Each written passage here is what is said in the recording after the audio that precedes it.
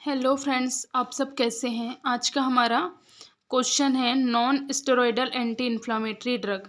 Non steroidal anti inflammatory drug NSAIDs are medicine that are widely use to relieve pain, reduce inflammation and bring down a high temperature.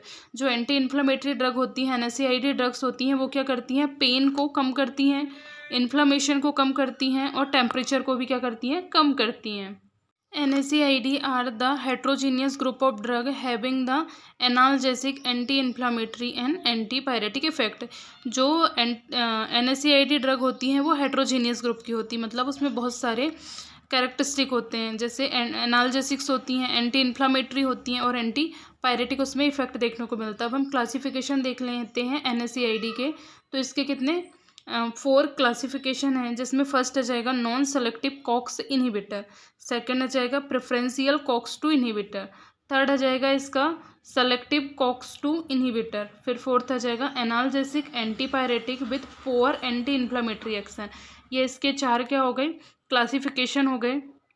अब हम इसका mechanism देख लेते हैं NSAID drug का। तो जो हम NSAID ड्रग लेते हैं तो वो हमारी सेल वॉल पे क्या करती हैं, अफेक्ट करती है। अगर हमको इंजरी हुई है तो सेल वॉल पे वो अफेक्ट करती है। फिर जो फास्फोलिपिड्स होती है वो किस में बदल जाता है, फास्फोलाइपेज A2 एंजाइम वहाँ पे वर्क करता है। फिर हाइड्रोलाइसिस होता है और एरेक्नोइड एसिड वहाँ पे बन जाता है। फिर ये एरेक्नोइड एसिड 2 में कन्वर्ट होता है, जिसमें कॉक्स और लॉक्स आता है। जब हम NSAID ड्रग लेते हैं तो हमारा ये एरेकिडोनिक एसिड कॉक्स नहीं बना पाता है, जिससे हमारा एंटी इन्फ्लामेटरी एक्शन यहाँ पे रुक जाता है। अगर हमारा कॉक्स वर्क नहीं करेगा तो यहाँ पे इन्फ्लामेशन हमें नहीं होगा।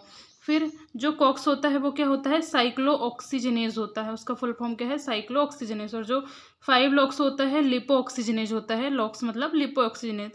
जो कॉक्स होता है वो 2 टाइप्स में डिवाइड होता है, कॉक्स 1 और कॉक्स 2 में।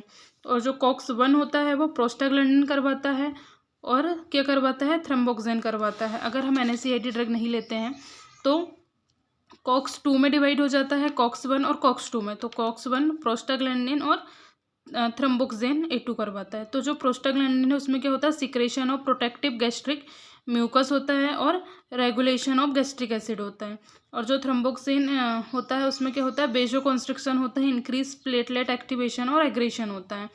फिर यहाँ पे क्या होता है, जो लॉक्स 5 लॉक्स होता है उसमें लिपो ऑक्सीजनेज होता है, जो कहाँ पे जाता है, ल्यूकोट्राइन्स बनाता है। फिर यहाँ पे जो कॉक्स 2 होता है वो क्या, प्रोस्टाग्लैंडिन S और प्रोस्टाग्लैंडिन I2 बनाता है। जो प्रोस्टाग्लैंडिन S होता है वो इंड्यूस फीवर एंड पेन करवाता है। फिर जो प्रोस्टाग्लैंडिन PGI2 होता है वो वैसोडाइलेशन करवाता है और प्लेटलेट का एग्रीगेशन करवाता है। ये हमारी क्या है, मैकेनिज्म है, mechanism of inflammation of NSAID drug है। इसके डोसेस देख लेते हैं। NSAID एजेंट यूजुअल डोज और डोजिंग इंटरवल, कितना टाइम ड्यूरेशन में देना है। इबुप्रोफेन है उसको 400 to 800 mg 6 आवर्ली देते हैं। फिर है जो कीटोप्रोफेन है 25 to 50 mg 6 to 8 आवर्ली देते हैं। फिर है जाएंगे नेप्रोक्सेन 250 mg 6 to 8 आवर्ली। फिर है कैटोरोलैक IVIM 30 mg orally 10 mg, IVIM 6 hourly और ओरली 4 to 6 आवर्स में। फिर है कैलेकॉक्सिब 200 mg देना है 12 आवर्ली। अब हम इसके इंडिकेशन देख लेते हैं किस किस टाइम में हमको इसको देना है। Relieve pain and inflammation of musculoskeletal disorder such as the rheumatic arthritis, osteoarthritis, इस टाइम में हम इसको दे सकते हैं। Reduce fever. फिर है ट्रीटमेंट ऑफ गाउट में।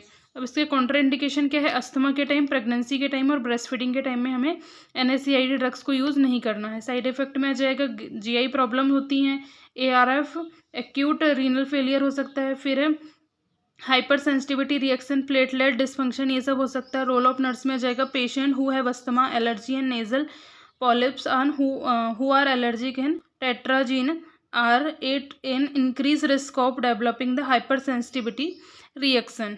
तो हमको ये वहाँ पे ध्यान देना है कि पेशेंट को अस्थमा नहीं होना चाहिए, कोई भी किसी भी एलर्जिक या नेजल पॉलिप्स वगैरह नहीं होना चाहिए। नेक्स्ट आ जाएगा एडमिनिस्टर NSAID आफ्टर मील और without meal in the antacids to minimise the gastric irritation. तो जो NSAID है उसको हम क्या देना है, आफ्टर मील देना है। नहीं तो क्या होगा, गैस्ट्रिक इरिटेशन यहाँ पे होगा। फिर नेक्स्ट आ जाएगा हमारा, instruct patient to take NSAID with a full glass of water and remain in the upright position for 15 to 30 minutes after administration. हमें पेशेंट को एडवाइस करना है कि NSAID ड्रग्स को जो लेगा वो non steroidal anti inflammatory drugs को जब भी पेशेंट लेगा तो उस टाइम में उसको क्या बोलना है कि फुल ग्लास ऑफ वाटर के साथ लेना है और 15 to 30 मिनट्स उसको क्या करना है, अपराइट पोजिशन में बैठना है। यहाँ पे हमारा ये क्वेश्चन है NSAID वाला क्वेश्चन हमारे यहाँ पे फिनिश होता है। Thank you for watching this video.